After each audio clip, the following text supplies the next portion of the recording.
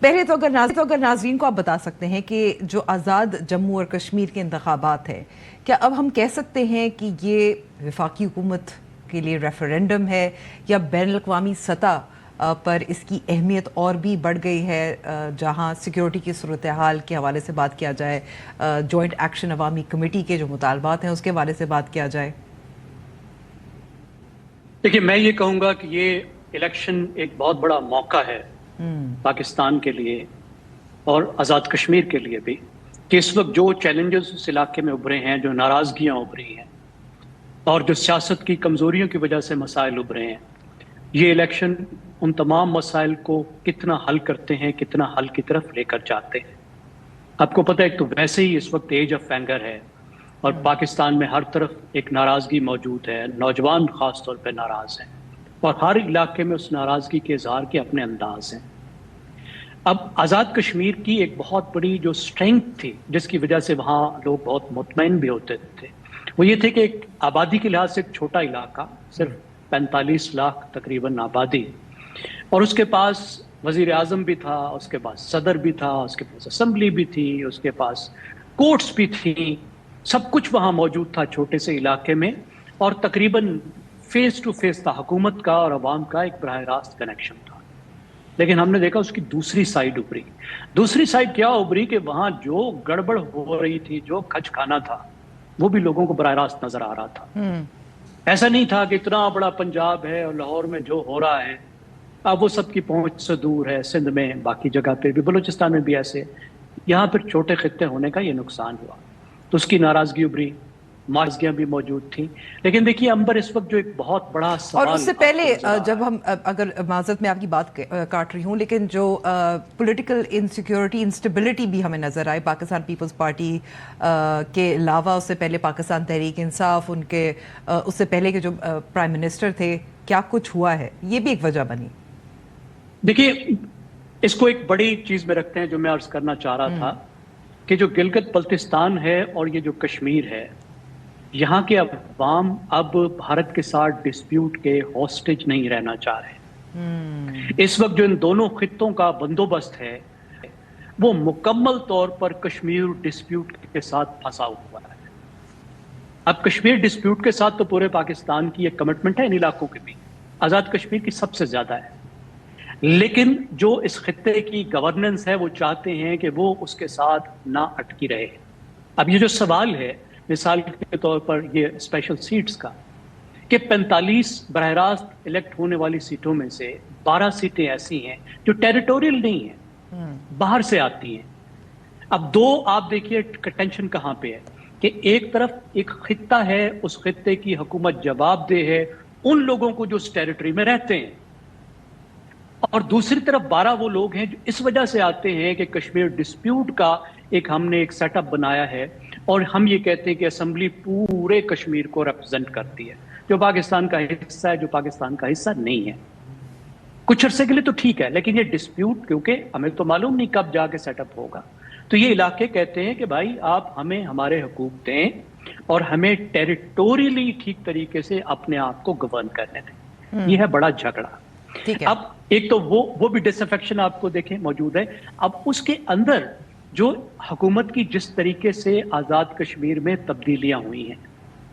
وہ بھی اس بات سے جوڑ لیں جو میں نے کہا کہ لوگوں کو وہاں پہ چیزیں سامنے نظر آتی ہیں کہ کوئی چھوٹا سا خطہ ہے، جس طریقے سے وہاں پہ لوگوں نے وفاداریاں بدلیں اور جس طریقے سے پھر انہوں نے مس گورننس کی، اس کی بہت بڑی ناراضگی موجود ہے۔ اب کیونکہ الیکشن ہے اور ہم امید کرتے ہیں کہ فیئر اینڈ فری الیکشن ہوں گے اور نئے لوگ آئیں گے نئے مینڈیٹ کے ساتھ، تو ایک آپ کے پاس ایک چانس ابھرتا ہے کہ ان تمام جو مسائل ہیں ان سے یہ لوگ ڈیل کریں، اگرچہ اس میں بھی ایک مسئلہ موجود ہے کہ ایک بڑی پارٹی نے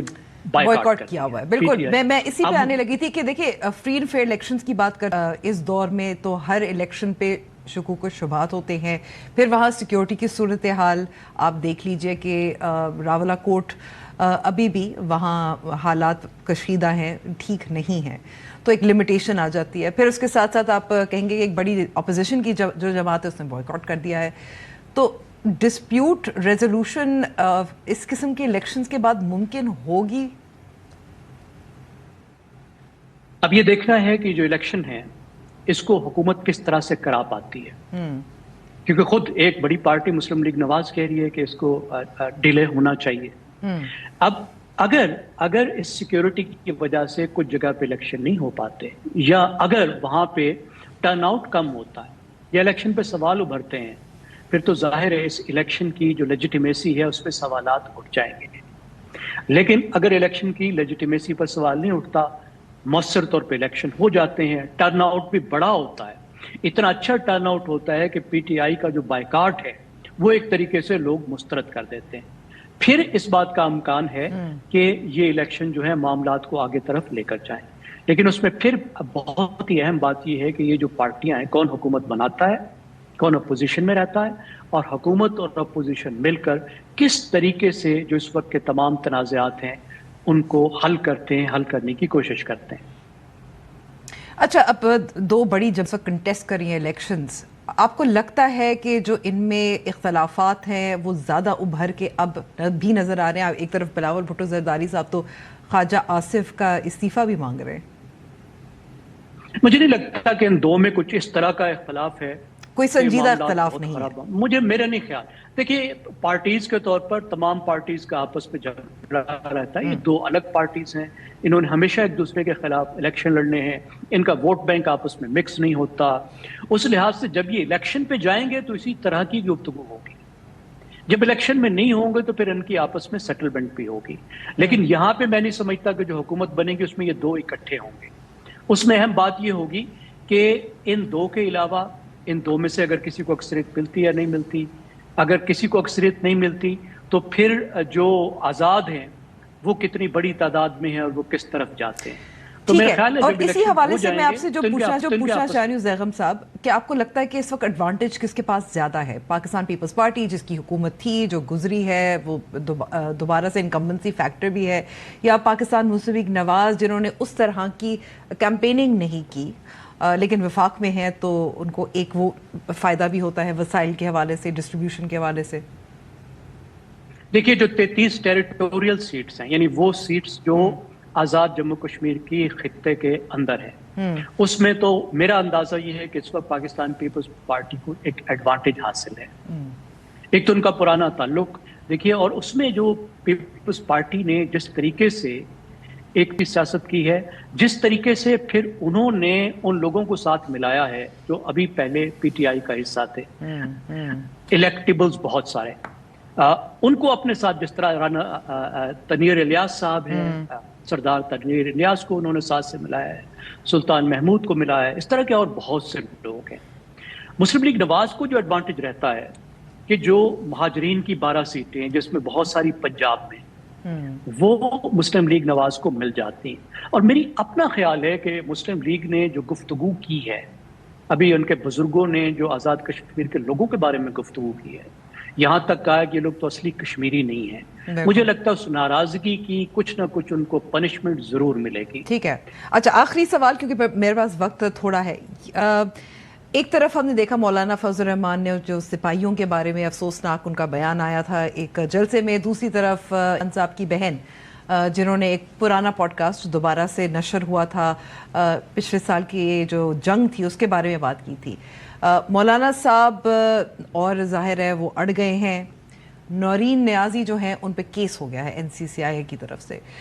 تو آپ سمجھتے ہیں کہ یہ دوہرا معیار ہے یا درست ہے؟ دیکھیے، مولانا صاحب جو وضاحت دے رہے ہیں وہ کہہ رہے ہیں کہ انہوں نے شہیدوں کی کوئی توہین نہیں کی، اور ان کے الفاظ اگر آپ نے بھی سنا ہے، میں نے بھی سنا ہے کہ سپاہیوں کے بارے میں کیا کہا ہے۔ بالکل انہوں نے کہا ہمیں اس سے بہت پورے پاکستان کو ہرٹ ہوا، ہمیں دکھ ہوا، لیکن میں ایک بات جو ہے وہ آپ کو سیاق و سباق کے حوالے سے میں ضرور ذہن میں رکھنا چاہیے کہ مولانا اور ان کی جماعت ہمیشہ ریاست کے ساتھ، فوج کے ساتھ رہی ہے۔ انہوں نے درجنوں فتوے دیے ہیں دہشت گردی کے خلاف، ان فتوے دینے کی وجہ سے ان کے قریبی ساتھی شہید ہوئے ہیں، بڑے بڑے علماء شہید ہوئے ہیں، حسن جان جیسے، نور محمد جیسے اسمبلی کے رکن تھے اور دیوبند کے بڑے اسکالر تھے، ان کے سینکڑوں کارکن جو ہیں دہشت گردوں نے شہید کیے ہیں۔ ان پر 4 حملے ہوئے ہیں، 2 دہشت گردوں نے خود کش حملے کیے ہیں، 2 اس کے علاوہ ان کی جان لینے کے لیے قاتلانہ حملے کیے ہیں۔ تو ان کی ایک سٹانچ کمٹمنٹ ہے against terrorist with the military with Pakistan. تو ٹھیک ہے، آپ نے انہوں نے غلط بات کہہ دی، ہم سب نے مذمت کر دی، لیکن اس کو کتنا اس غبارے کو آپ پھیلانا چاہتے ہیں اور ایسی بات کو کیوں آپ موضوع بحث بنانا چاہتے ہیں، اس سے ہٹنا چاہیے. لیکن نورین نیازی صاحبہ جو ہے ان کا جو مسئلہ ہے وہ یہ ہے کہ بالکل مکمل طور پہ غیر سیاسی یہ خواتین ہیں، ان کی بہنیں سیاست کی سمجھ نہیں ہے، ان موضوعات کی سمجھ نہیں ہے، جذباتی گفتگو کر رہی ہیں. جس طرح غصے میں ایک ایسی بات کرتا ہے انسان جو انتہائی خطرناک ہوتی ہے، مطلب ملک کے خلاف ہوتی ہے. لیکن میں نہیں سمجھتا کہ یہ کوئی اچھا طریقہ ہے کہ ان پہ کیسز کیے جائیں. انہوں نے کہہ دیا تو ان کو کہنے کے بدلے میں پورے پاکستان نے جو کچھ سنا دیا ہے اور جو کچھ سنایا ہے وہ میرے خیال ہے ان کے لیے کافی ان کے لیے کافی تھا. کو کیس کرنے کی ضرورت نہیں تھی، قانونی کارروائی ہے. میں یہ سمجھتا ہوں اب اہم بات یہ کہ پی ٹی آئی خود سر جوڑ کر بیٹھے اور دیکھے کہ پی ٹی آئی کے جو سارے معاملات ہیں کس طرح نکل کر خاندان کے ہاتھ میں جا رہے ہیں، ان افراد کے ہاتھ میں جو غیر سیاسی لوگ ہیں، اور اس کی وجہ سے پارٹی کے اندر بہت نقصان ہو رہا ہے. بہت نقصان